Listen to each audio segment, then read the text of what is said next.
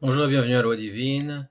Et aujourd'hui, on va faire une réaction à une vidéo de la chaîne de Jean Théban, qui est l'auteur de Academia, intitulée Agounot par le grand rabbin Daniel Dahan, qui est grand rabbin de Lyon et de la région Rhône-Alpes-Auvergne, et qui est aussi Dayan. Et j'avais eu une première bonne impression parce qu'il avait fait en 2007, je crois, un rapport pour le Consistoire de France ou pour le Grand Rabbin de France sur la situation des Hagonotes en France, et sa conclusion c'était qu'il y avait 7 Hagonotes en France, ce qui correspond à ce qui est plausible, à la plausibilité, alors que les chiffres annoncés par les organisations féministes de quelques centaines ou milliers sont complètement délirants. Et donc ça m'avait fait bonne impression, et puis là j'ai vu ça, et puis on va voir ensemble ce que ça va donner, et puis je vais découvrir avec vous puisque j'ai en fait oublié ce qui se dit là-dedans. Après 29 ans d'attente, une femme juive vient enfin d'obtenir l'acte de divorce que son... Encore une fois, hein, on voit l'agenda pris par Monsieur Jean Théban qui commence à nous bassiner l'histoire du temps d'attente. Le temps d'attente, comme on l'a déjà dit, n'a rien à voir avec le cas de Halacha. Et tout ça s'appuie sur un Rabbeinu Yerucham qui a dit qu'après 1 an et demi, il faut forcer le Shlom Bayit, mais en aucun cas forcer le divorce, hein, qui a été mal interprété par la rabbanoute israélienne. Et comme la rabbanoute israélienne, c'est comme les États-Unis et leur culture, ils exportent leur culture halachique aux quatre coins du monde. Et d'ailleurs, on a vu que le grand rabbin Chaim Korsia s'est félicité que ça avait été voté au Parlement israélien, que le tribunal rabbinique en Israël peut forcer des guettes à l'étranger pour des gens qui ne sont pas citoyens israéliens. Donc on voit que la rabbanoute exporte sa culture dans la façon de faire les guettes. Donc on voit ici qu'il a un agenda déjà, qu'une femme à partir d'un certain temps devrait obtenir son guet. mari refusait obstinément. Et lui, il refuse obstinément. On nous dit pas qu'est-ce qui a été dit au Beddin, il n'y a pas de, comment on appelle ça, de protocole de ce qui s'est dit au Beddin. Madame, Madame dit voilà, ça fait tant d'années qu'on est mariés et il y a eu tel et tel problème et c'est pourquoi je demande le divorce et je demande aussi l'argent ou je demande pas d'argent avec ma ktuba, avec mon guet. Et monsieur dit non, telle et telle raison, ça c'est vrai, ça c'est faux, et moi je veux Shlom Bayit ou je veux telle et telle condition pour le get. Non, non, non. Il n'y a rien de tout ça. On ne nous présente pas un cas de halacha. On ne nous prend pas pour des juifs qui savent réfléchir et qui sont capables de peser des arguments ilchatiques. Non, on nous prend pour des imbéciles à qui il faut imposer une façon de penser. De lui remettre. Ce cas hors norme rappelle une fois de plus Ce cas hors norme, je ne le crois pas. Je pense qu'il est semblable à beaucoup de cas, mais enfin, il faudrait encore que tu nous dises les données pour qu'on puisse le savoir. Et simplement, c'est la façon de le présenter qui est aussi pareil que dans tous les cas. Donc, que ce soit au niveau de la halakha, au niveau de la façon de présenter, surtout au niveau de la façon de présenter, c'est là que ça va être le plus pareil que tous les cas, en fait. la situation douloureuse que vivent ces femmes dites Bah, ce qui est hors norme, en fait, c'est peut-être le temps d'attente avant d'obtenir le get, mais en vérité, c'est pas vraiment différent puisque la plupart des femmes qui obtiennent leur get rapidement, en fait, leur get n'est pas cachère.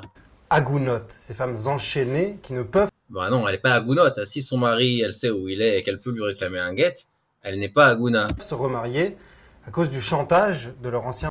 Alors, encore une fois, hein, un jugement de valeur, chantage. Alors, il taxe tous nos décisionnaires, Rabbeinu Tam, Ria Zaken et tous les décisionnaires de toutes les générations, et les taxes de misogynes qui ont fait des halachot par haine de la femme, alors qu'en vérité, euh, juste agounotes, ces femmes enchaînées qui ne oui, c'est ça, ces femmes enchaînées, peuvent se remarier à cause du chantage. chantage. Le chantage, non, non, c'est pas du chantage, c'est accepté par la halakha qu'un homme puisse demander des choses que la femme peut accomplir en échange du guet, parce que lui, il a aucune obligation de lui donner le guet, et c'est pas parce qu'elle veut aller vivre ailleurs qu'elle a le droit à un guet, et on l'a déjà vu plusieurs fois. De leur ancien mari. Une situation qui suscite beaucoup d'incompréhension, d'indignation. Bah, de ta part à toi, oui. De la part des gens qui connaissent la Torah et la halakha et qui veulent respecter la Torah au nom de Dieu et pas au nom de leur agenda personnel, non. De colère au sein même de la communauté juive. Alors là, il essaie de vous dire qu'est-ce que vous devez penser, parce que s'il vous dit que toute la communauté juive pense ça, alors vous allez vous dire, si vous n'avez pas d'avis, eh ben oui, mais moi je fais partie de la communauté juive, donc je dois penser la même chose. Donc il essaie une tentative de manipulation très fourbe ici. Pour y voir plus clair et comprendre ce problème dans toute sa complexité, le rabbin Daniel Dahan publie Agunot, les femmes entravées, édité par les presses universitaires de Provence. Bonjour. Bon, on l'a déjà dit, hein, la traduction normale, c'est les femmes ancrées, comme un bateau est ancré et qui ne peut pas se déplacer. Daniel Dahan. Bonjour. Une liste très simple. Alors vous êtes grand rabbin de Provence, une ville où vous avez aussi soutenu une thèse de doctorat, dont ce livre est une version allégée, entre guillemets, une thèse dirigée par le regretté professeur Raphaël Drey. Bon, c'est un sujet Bon, il nous dit pas un doctorat de quoi. Qui soulève beaucoup d'affects et d'émotions, celui des Agunot. On va commencer par les choses simples. Qu'est-ce que c'est la définition d'une Aguna? Le terme Aguna vient d'un lexicographe italien du Xe siècle, Rabbi Nathan Ben Iriel de Rome, qui était médecin et rabbin, et qui, dans son dictionnaire, qui est un dictionnaire halachique, explique que le mot Ogen signifie ancre, comme l'encre du bateau qui empêche le bateau de partir. Eh bien, c'est la même chose pour la femme qui est attachée à son mari et qui n'a pas le moyen de s'en séparer. Mais ça, c'est le premier cas. Mais le vrai cas d'Aguna, c'est celui dont le mari a disparu et dont on n'a pas pu prouver la mort. Et ça, c'est des cas. Bah, il aurait pu commencer par là, étant donné que c'est la définition du Talmud. Il aurait pu commencer par nous dire, c'est ça la définition dans la halakha. Hein, parce que il nous donne une explication étymologique, c'est bien. Mais et encore, c'est pas contradictoire, parce qu'en fait, ce rabbin-là qu'il a cité, il nous donne le sens du mot, mais il n'est pas en train de nous dire que ça a une autre signification que celle acceptée dans la Gemara et les Poskim. Donc il aurait pu commencer, au lieu de nous dire il y a 700 ans, il aurait pu nous dire il y a 2000 ans dans le Talmud. La définition, c'est une femme dont le mari a disparu, et donc elle est dans l'impossibilité d'avoir une relation avec quelqu'un que ce soit, puisque son mari, elle l'a pas, et un autre homme, elle peut pas avoir, parce qu'elle sait pas si son mari est mort ou vivant, et qu'un guet, elle n'a pas non plus. Mais une femme qui a un mari, elle n'est pas coincée, puisqu'elle peut avoir soit son mari, soit demander un guet. Là, dont le XXe siècle a fourni plusieurs exemples. La Shoah, le World Trade Center, vous vous rappelez, le Titanic même. Ouais, le Titanic, ça a été vraiment le grand cas du début du XXe siècle. On est rentré de plein pied dans le XXe siècle. Et il y a eu des centaines de morts sur le Titanic. On oublie qu'il y a eu des dizaines de juifs qui se trouvaient sur ce bateau. Alors dans toutes les classes sociales. Hein. Et donc toutes ces femmes se sont retrouvées. En fait, c'est l'Olympique qui a été coulé. Hein. Il y avait plusieurs bateaux de cette classe-là. Et au dernier moment, le Titanic a été remplacé par l'Olympique parce qu'il y avait des dégâts et ils voulaient toucher la prime, les gérants de la compagnie. Enfin bref, peu importe. Le fait est que on nous présente les pauvres femmes et comme si c'était elles les premières victimes, alors que les hommes qui sont morts dans le Titanic, c'est quand même eux les premières victimes, d'accord? Enfin, dans le Titanic ou dans l'eau. Et on nous dit, oh, les pauvres, leur mari est mort, on en a vraiment rien à faire, et les pauvres, ça c'est dur pour elles peuvent pas se remarier. Alors, j'aurais aimé qu'on nous dise d'abord que ce qui est dur pour elles, c'est la perte de leur mari, d'accord, que ça les fait souffrir un petit peu, au lieu de dire, bon, bah, la première chose qu'elles pensent, c'est bon, bah, je vais me trouver un autre, je m'en fiche complètement que lui, il a crevé au fond des eaux, dans des eaux glaciales au milieu de l'océan. Il y a quelque part ici un manque d'humanité qui est très désagréable. Avec des maris disparus et sans qu'elles aient reçu le guet, donc l'acte de divorce. Et on ne pouvait pas prouver que il fallait prouver que l'homme était. Ça a été une vraie difficulté et les rabbins se sont penchés là-dessus, comme sur les cas de la Première Guerre mondiale, puisqu'il y a eu beaucoup de soldats morts dans les deux camps. Hein. Ils étaient sur toutes les lignes de front. Et puis il y a eu aussi effectivement la Shoah, qui a été malheureusement tragique, puisque après la guerre, des tribunaux rabbiniques spécialisés se sont constitués en Europe et en Israël ou aux États-Unis pour permettre à ces malheureuses de pouvoir refaire leur vie. Alors ça, c'est le cas classique de Agula. Je trouve que le mot refaire sa vie n'est pas adapté. Je pense qu'il faudrait dire pour pouvoir continuer leur vie, et c'est surtout pour celles qui sont plutôt jeunes, parce que celles qui ont un certain âge, elles vont pas refaire leur vie à cet âge-là. Pourquoi pas, mais bon. Enfin, il faudrait quand même d'abord déplorer la perte des soldats et la perte des hommes qui sont morts dans la Shoah. Et c'est vrai que c'est important de permettre à ces femmes-là, qui sont des vrais agounotes dans ce cas-là, d'obtenir une permission, d'obtenir les preuves que leur mari est mort à la guerre ou dans le Titanic. Ça, ce sont des vrais agounotes, et c'est là qu'un vrai rabbin doit faire tout son travail pour trouver des preuves qui permettent halachiquement de définir la mort du mari ou sa disparition. Mais le Ouais. cas dont on parle beaucoup, le cas médiatisé depuis quelques années, c'est celui effectivement des femmes dont le mari est bien vivant, sauf qu'il ne veut pas leur donner le guet. Ouais. Et donc cet acte de divorce. Et là, c'est là que le bas blesse, c'est que dans le droit juif, pour divorcer, il faut que ce soit l'homme qui remette l'acte de divorce à sa femme. Est-ce que ça, c'est quelque chose? Non, il ne faut pas que ce soit l'homme qui remette l'acte de divorce. Il peut le remettre par un messager, donc c'est complètement faux ce qu'il a dit. Il faut que ce soit remis d'après la volonté du mari. Un guet qui est donné à la femme sans la volonté du mari, que ce soit par le mari ou par un messager, ce guet ne vaut rien, d'accord? C'est un papier vide de spiritualité. Quelque chose qu'on ne peut pas changer. Est-ce que c'est intangible, ça? Ça fait partie des choses sur lesquelles on ne peut pas revenir. On peut tenter d'améliorer les choses, on peut tenter de faire en sorte que les règles soient bien appliquées. Il ne faut pas oublier qu'au démarrage, ça fonctionnait bien tant que l'on se trouvait dans une situation de communauté qui était régie par le droit personnel. C'est-à-dire que, je vous donne un exemple, quand les juifs étaient entre eux, eh bien, les tribunaux rabbiniques avaient un pouvoir de police et de justice. Et on sait très bien qu'un mari récalcitrant qui dans les... Encore une fois, on entend le mot qui est utilisé pour émettre un jugement de valeur, pour vous dire quoi penser. On nous dit un mari récalcitrant, hein, au lieu de nous dire dans les cas où la femme n'obtient pas son guet, ça peut être parce que lui ne le veut pas ou ça peut être parce qu'elle ne le veut pas. Si lui ne le veut pas, c'est pas forcément négatif, d'accord? Ça peut être parce qu'il veut le shalom bayit, la paix dans le foyer, il veut la paix avec sa femme, il veut vivre avec elle, et c'est une chose tout à fait positive, et c'est pour ça que Dieu a institué le guet, d'accord? Si Dieu voulait que toutes les femmes qui veulent quitter le couple s'en aillent, ben Dieu n'aurait pas institué de guet. Et la femme, que quand son mari lui dit je te donne le guet à telle et telle condition que tu as la possibilité d'accomplir et elle ne veut pas les accomplir, c'est elle qui est récalcitrante, d'abord parce qu'elle est rebelle contre son mari puisqu'elle ne veut plus vivre avec lui, et deuxièmement parce qu'elle ne veut pas recevoir son guet. Donc c'est elle qui se refuse le guet, c'est pas lui qui le refuse. Donc ici on a un jugement de valeur qui cherche à vous dire quoi penser parce qu'on vous prend pour des idiots. communautés d'Orient ou du Maroc. Et c'est d'ailleurs très triste de la part d'un Dayan d'entendre comment on appelle ça, de Goebbels là, de propagande, ce genre de propagande de la part d'un Dayan, c'est extrêmement grave. Maroc, encore jusqu'à avant l'indépendance, refusait de donner le guet à sa femme. Les dayanim, les juges rabbiniques, avaient la possibilité d'en l'envoyer dans les prisons du sultan. Et en général, ils sortaient attendris. On se demande pourquoi. Mais... Alors là, il nous dit des trucs qui sortent de ces paquets de Noël. Ils avaient la possibilité d'envoyer dans les prisons du sultan. Il nous dit, en général, il ressortait, il donnait le guet après. Ok, mais de deux choses l'une. D'abord, combien de fois ils envoyaient dans les prisons du sultan?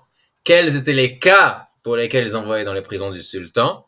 D'accord? Je suis sûr qu'ils n'envoyaient pas dans les prisons du sultan dans les cas dans lesquels nos dayanim d'aujourd'hui forcent le guet, d'accord? Que c'est complètement fou. Les guets de l'époque, les dayanim de l'époque, je suis sûr que c'était des gens sérieux qui cherchaient à faire la loi d'après la halakha, et que si c'était des cas où l'homme demande simplement une certaine somme d'argent ou la garde des enfants pour le guet, eh ben il ne le mettait pas dans les geôles du sultan, d'accord? Parce qu'il savait que ici, ça dépend de la femme, l'obtention du guet, et pas de l'homme. ou si le mari réclame le shlom bayit et qu'il a été un bon mari et qu'il n'y a pas de raison de divorcer, là aussi, ils n'envoyaient pas dans les prisons du sultan, d'accord? Alors qu'aujourd'hui, ils vous envoient à la euh, à la Cour de justice suprême en un rien de temps, d'accord? Miraculeusement, les problèmes se résolvaient. Il y aura toujours, de toute façon, n'ayons pas peur de le dire, et n'ayons pas crainte de le dire malheureusement, des cas. Les problèmes se résolvaient, mais tous les problèmes se résolvaient d'après la halakha, d'accord? Quand il faut envoyer, quand il faut forcer le guet, il faut forcer le guet. Quand il faut pas le forcer, il faut pas le forcer. Tous les problèmes se résolvent. Forcer un guet, c'est pas forcément une résolution, d'accord? Des fois, la résolution, c'est de dire à la dame, t'auras pas ton guet, d'accord? Il résolvait tous les problèmes d'après la halakha, ça veut pas dire que toutes les femmes avaient leur guet. C'est complètement absurde, cette façon de parler. Très compliqué. Un peu comme, je vais faire une comparaison, comme un peu comme les accidents de la route. Depuis 50 ans, on fait de la lutte contre les morts sur la route. On a réduit de manière drastique, mais on sait qu'à un moment donné, on va arriver à un seuil incompressible. Il y aura toujours un seuil incompressible, mais on doit lutter au quotidien pour faire en sorte que ça diminue. Sur quoi est-ce que ça repose, ça, le fait que ce Je pense que ça n'a complètement rien à voir, ces histoires d'accidents de la route avec les gates. Rien à voir, mais alors rien à voir. soit l'homme qui doit donner le l'acte de divorce à sa femme? Alors, ça fait partie On l'a déjà dit, hein, c'est pas l'homme qui doit donner l'acte de divorce à sa femme. Hein, il peut le transmettre par quelqu'un d'autre. des chukim, des règles un petit peu irrationnelles, mais C'est écrit tel quel dans la Torah? c'est écrit tel quel dans la Torah. Il est marqué, c'est l'homme qui doit écrire un acte de divorce et le remettre à son épouse. Mais en contrepartie, il faut peut-être rappeler que les devoirs qui sont mentionnés dans la Ketouba sont exclusivement du ressort de l'homme. Alors, c'est pas tout à fait juste ce qu'il a dit. Et il a bien dit que c'est marqué dans la Torah, hein, mais c'est pas parce que c'est marqué qu'il lui remettra un document de divorce. Le fait que le guet dépend de la volonté du mari, ça ce qu'il a dit, c'est le fait de donner le guet. Oui, ça, c'est marqué dans la Torah. Alors, le fait que le guet dépende de la volonté du mari, on l'apprend du fait que c'est marqué dans la Torah, hein. Ce sera lorsqu'elle ne trouvera pas grâce à ses yeux. Donc, si c'est parce qu'elle ne trouvera pas grâce à ses yeux, de là, on apprend que ça dépend de sa volonté. Donc, ça vient de la Torah, mais c'est pas explicite dans la Torah. Il faut l'explication des sages pour savoir que c'est ça que la Torah a comme intention ici, d'accord? Donc, c'est pas tout à fait juste ce qu'il a dit. Et puis, qu'est-ce que je voulais ajouter par rapport à ça? Je reviens juste. Mais c'est l'homme qui doit écrire un acte de divorce et le remettre à son épouse. Mais en contrepartie, il faut peut-être rappeler que les devoirs qui sont mentionnés dans la Ketouba sont exclusivement du ressort de l'homme. Oui, les devoirs enseignés dans la Ketouba sont du ressort de l'homme. Quoique, il y a des Ketubot où on dit, où c'est marqué que la femme doit respecter son mari, mais en dehors de ça, la femme, elle a quand même des devoirs quand elle se marie, d'accord? Et il n'y a pas besoin de Ketuba pour ça, d'accord? La, la femme, elle reçoit beaucoup de devoirs vis-à-vis de son mari, et c'est évident pour tout le monde. Ils sont marqués dans la halakha, et comme c'était évident pour tout le monde à l'époque, ils n'avaient pas institué de Ketuba pour dire à la femme quels sont ses devoirs. Et aujourd'hui, en effet, ce serait une bonne chose d'instituer une Ketuba dans l'autre sens, une Ketuba pour l'homme, juste pour faire prendre conscience à la femme quand elle se marie qu'elle a des devoirs envers son mari, parce que la plupart des femmes, comme le grand rabbin Daniel Dahan vient de le dire, sont persuadées que seul leur mari a des devoirs envers elles et qu'elles n'ont pas de devoirs envers leur mari. Et d'ailleurs, j'ai eu vent de femmes qui sont allées à des cours de Shalom Bayit, et ce qu'elles ont retenu du cours de Shalom Bayit, c'est que seul leur mari leur doit des choses et qu'elles ne doivent rien à leur mari. C'est complètement absurde, d'accord? Quand il y a un contrat de mariage, c'est aussi unilatéral. C'est la femme qui peut demander le divorce. C'est tout à fait juste ce qu'il dit, c'est-à-dire l'homme s'engage à beaucoup de choses pour cette femme. Pourquoi il s'engage à toutes ces choses-là? Parce que après, elle est à lui, d'accord? C'est sa femme pour toujours. Elle peut pas partir comme elle veut. C'est pour ça qu'il s'engage. Un homme n'a pas envie de s'engager à toutes ces choses-là, d'accord? C'est extrêmement contraignant. L'homme a le sens du devoir et il a envie d'avoir une femme. Et c'est pourquoi il a envie de s'engager à ça. Mais si maintenant les femmes peuvent partir à tout bout de champ, eh ben, il n'y a aucune raison de forcer les hommes à se marier. Parce qu'une femme qui peut sortir à tout bout de champ, c'est une concubine. Et pour une concubine, un homme n'a pas à s'engager alors qu'elle, elle s'engage à rien, d'accord? Si l'homme ne répond pas à ses obligations. Alors effectivement, la femme peut demander, sous certaines conditions, si l'homme a un comportement... C'est pas tout à fait juste ce que je viens de dire, parce que même une concubine s'engage à faire certaines choses que les femmes mariées font pour leur mari, d'accord? Et s'engage à vivre une vie de couple. Parce que si c'est pas une vie de couple, eh bien, même une concubine n'a plus le statut de concubine, elle a le statut de prostituée, d'accord? Si c'est pas une vie de couple qui mène entre eux. Et donc, pour pouvoir aller avec sa concubine, il faut d'abord qu'elle lui apporte un repas, qu'elle lui fasse quelque chose, qu'elle lui montre et qu'ils décident tous les deux qu'ils disent explicitement qu'ils vont vivre en tant que couple.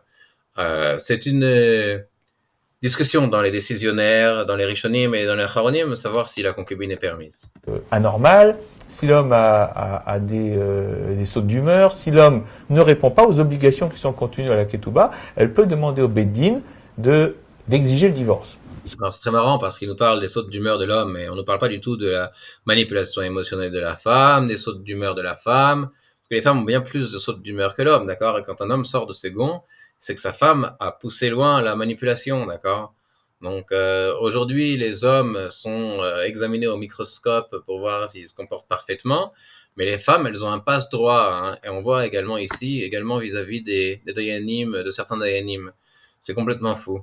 Sauf qu'on est toujours tenu à son bon vouloir, et c'est effectivement ce qui peut apparaître comme une injustice, surtout dans un monde aujourd'hui. C'est formidable, il vient de dire que Dieu est injuste, puisque c'est Dieu qui a fixé dans la Torah, comme on l'a dit tout à l'heure, que ça dépend du bon vouloir du mari. Donc ce qu'il nous dit, c'est que voilà, ça paraît que Dieu est injuste. Où effectivement, il y a une certaine égalité qui se crée, et on ne va pas s'en plaindre, et où on voit que... Comment ça, on ne va pas s'en plaindre? Il n'y a pas d'égalité dans la Torah. Il ne faut pas raconter n'importe quoi, d'accord? Même si toutes les femmes veulent l'égalité, et que si jamais on leur dit que c'est pas comme ça dans la Torah, alors on aura moins de femmes qui vont venir au shiur, moins de femmes qui vont regarder nos vidéos, d'accord? Il faut dire la vérité. Et la vérité, c'est qu'il n'y a pas d'égalité dans la Torah. Une femme, elle n'a pas le droit d'être mère d'une ville, elle n'a pas le droit d'avoir un poste un poste à responsabilité sur la communauté, d'accord? Une femme ne peut pas prier en minyan, une femme ne peut pas... Il y a plein de choses qu'une femme ne peut pas faire, une femme ne peut pas être témoin, et qu'un homme peut faire, d'accord? On oublie toujours ce concept avec quelqu'un qui a des responsabilités, à qui on impose des responsabilités, on lui donne une autorité en conséquence, d'accord? Parce que la responsabilité sans autorité, c'est de l'esclavage, d'accord? Donc chaque fois que quelqu'un prend des responsabilités supplémentaires, eh ben, il reçoit une autorité supplémentaire. C'est comme ça que ça marche, d'accord? Et les femmes ne veulent pas avoir à assumer de responsabilités. Et également, elles ne sont pas adaptées pour cela. Et c'est pourquoi elles sont privées de toutes ces formes d'autorité. Les femmes ont des responsabilités. On a même une ministre des Armées qui vient d'être... C'est très bien, nommée. Je suis aumônier militaire, je vais pas parler contre ça, et elle sera sans doute très compétente. Il y en a eu d'autres, elles ont très bien fait leur travail. Alors, oui, bah, il vient de le dire, hein, il fait partie des employés de la dame, puisqu'il travaille dans les armées. Donc il n'a pas le droit de dire du mal d'elle. Mais comme on l'a dit, c'est pas seulement pour les juifs, hein, c'est pour les non-juifs aussi. Hein. Il y a des lois concernant les bnei noirs, qu'une femme n'a pas le droit d'avoir un poste à responsabilité sur la communauté, d'accord?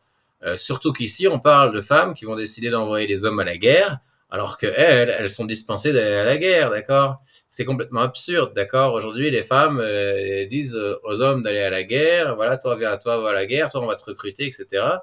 Et elles en sont dispensées depuis qu'elles sont nées. C'est un privilège de dingue, d'accord? C'est de la folie, d'accord?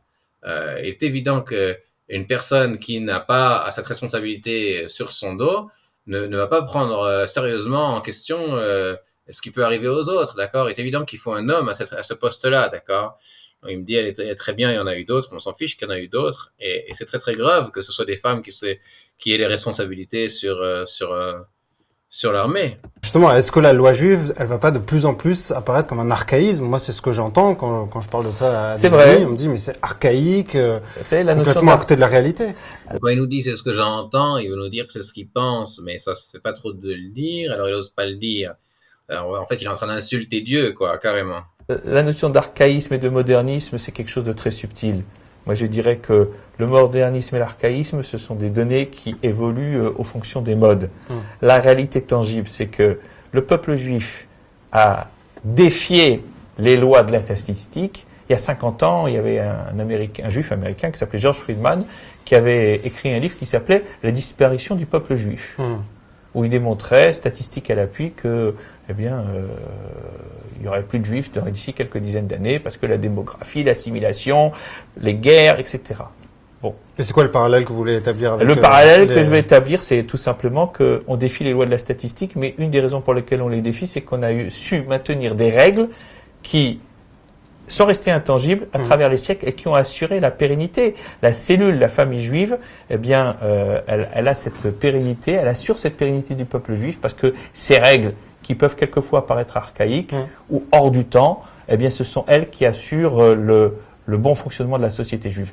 Il y a des dysfonctionnements, c'est aux rabbins, mais pas qu'à eux, à toute la société de veiller à rétablir l'équilibre et à faire en sorte que, il faut y ait un travail éducatif. Bon, il avait bien parlé, sauf quand il a dit que c'est toute la société. Bon, ça dépend qu'est-ce qu'il avait en tête, mais c'est sûr que c'est pas à la société de définir la halakha pour les dayanim et de définir quand est-ce qu'une femme doit avoir son guet. Ça, c'est quelque chose qui relève des dayanim. Et il faut les laisser faire leur travail et être assurés que nous aurons de plus en plus d'informations dès qu'ils en auront. Parce que ça touche toutes les couches de la société, religieux, non religieux. Alors des fois, il y a des gens qui ne donnent pas le guet parce qu'ils ignorent simplement que ça existe, et j'en ai connu. Et puis il y a des gens qui refusent de donner le guet, quel que soit leur, entre guillemets, niveau de pratique religieuse, parce qu'on ne peut pas dire que quelqu'un soit pratiquant lorsqu'il utilise le guet comme moyen de chantage. Ah bon? Alors, monsieur le rabbin Daniel Dahan vient de nous dire qu'en fait, il est réformiste, puisqu'il remet en question la Gemara, où c'est marqué là-bas très clairement qu'un homme a le droit de demander un dédommagement financier en échange du guet. Donc, et c'est rapporté dans la halakha, dans les décisionnaires. Donc là, le rabbin Daniel Dahan nous dit qu'il est réformiste. C'est triste à entendre. C'est pas compatible. Vous vous rappelez justement plusieurs fois dans votre livre que du point de vue même de la halakha et de la Torah, qu'on appelle Torah Traim, une Torah de vie, et la halakha, elle est faite pour aider les gens, pour aller dans le sens de l'homme, au sens générique du terme, que c'est plus noble de chercher à autoriser plutôt qu'à interdire. Comment est-ce qu'on explique que là, dans le cas des Hagounot, on n'arrive pas à aider ces personnes qui vivent en enfer finalement? Alors, c'est complètement absurde comme question, d'accord? C'est une question par l'absurde, parce qu'en fait, il nous dit une Torah de vie pour aider les gens. Mais attends, toi tu ne veux aider que un seul des partis, tu ne veux aider que les femmes. Tu veux pas aider les hommes dont les femmes pètent un plomb et tout d'un coup décident de détruire la famille et de leur retirer leur parnassa, de leur retirer leurs enfants. Ils méritent pas de miséricorde, ils méritent pas une Torah de vie. Donc c'est complètement absurde. Et en plus de ça, permettre, il vaut mieux, c'est plus fort de permettre que d'interdire. Comment ça se fait qu'on n'arrive pas à permettre? Attends, mais si tu permets la femme, ça veut dire que maintenant tu l'interdis à son mari, d'accord? Donc permettre, c'est vu que dans un seul optique, que dans un seul sens. On voit qu'une seule facette du dé, c'est ce que la femme estime être bien pour elle maintenant, d'accord? Même si c'est pas alors, ce forcément que bien vous pour dites, elle, c'est même si c'est pas forcément bien pour elle, même si elle se trompe. Maintenant, elle estime que c'est ça qui est bien pour elle. Alors maintenant, on va dire que voilà, c'est ça qui est bien pour elle, et c'est ça qui est la Torah de vie, et c'est ça qui est dans le sens de la permission.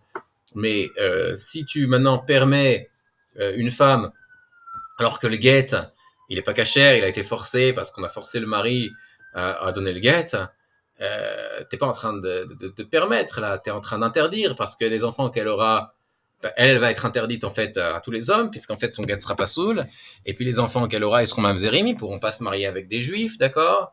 Donc c'est complètement absurde. Il faut savoir une chose, d'accord, que Dieu il vérifie que les mamzerim se marient avec des mamzerim. et en fait est un passage du Même si nous on ignore qu'ils sont mamzerim, Dieu va faire en sorte qu'ils se marient avec des mamzerim. Talmud qui dit Kor de Terra Adif. C'est le but, c'est le pouvoir de permettre est plus grand.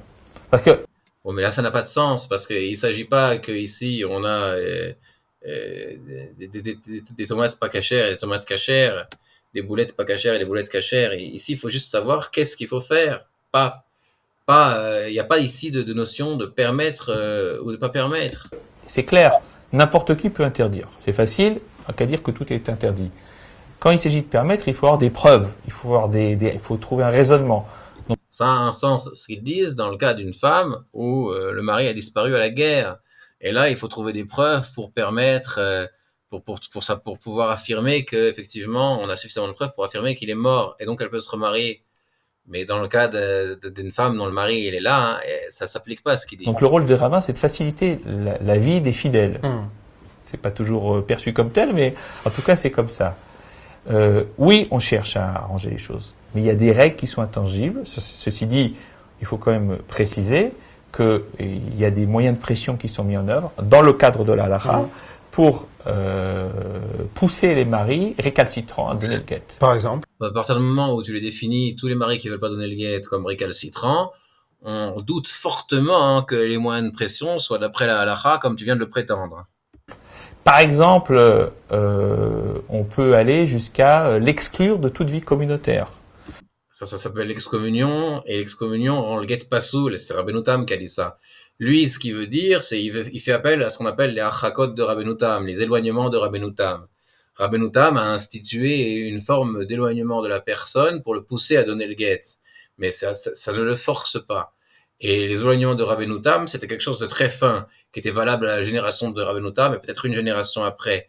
Mais déjà une ou deux générations après, Mahari Coulon, qui était un des géants de cette génération, dit ça y est, les achakot de Rabbeinu Tam, c'est plus adapté à notre génération, parce qu'à l'époque, les gens, ils avaient un haut niveau moral et ils savaient comment les accomplir. Aujourd'hui, c'est plus adapté. Et Rabbeinu Tam lui-même a écrit que l'excommunication elle-même rend le guet pasoul. Et ce qu'il a fait, lui, les achakot de Rabbeinu Tam, c'était quelque chose qui était fait discrètement. Il n'y avait rien d'officiel, d'accord? Il n'y avait rien d'officiel et c'était que dans la ville où il habite. C'était pas là dans tous les lieux. Et tout ce que ces rabbins-là, ils apprennent des achakot de Rabbeinu Tam, et ils en déduisent une permission pour l'excommunication. Alors que celui qui a permis ce sur quoi eux s'appuient interdit strictement l'excommunication en nous disant que ça rend le guet pasoul. Donc ici, on voit l'incompétence de nos dayanim.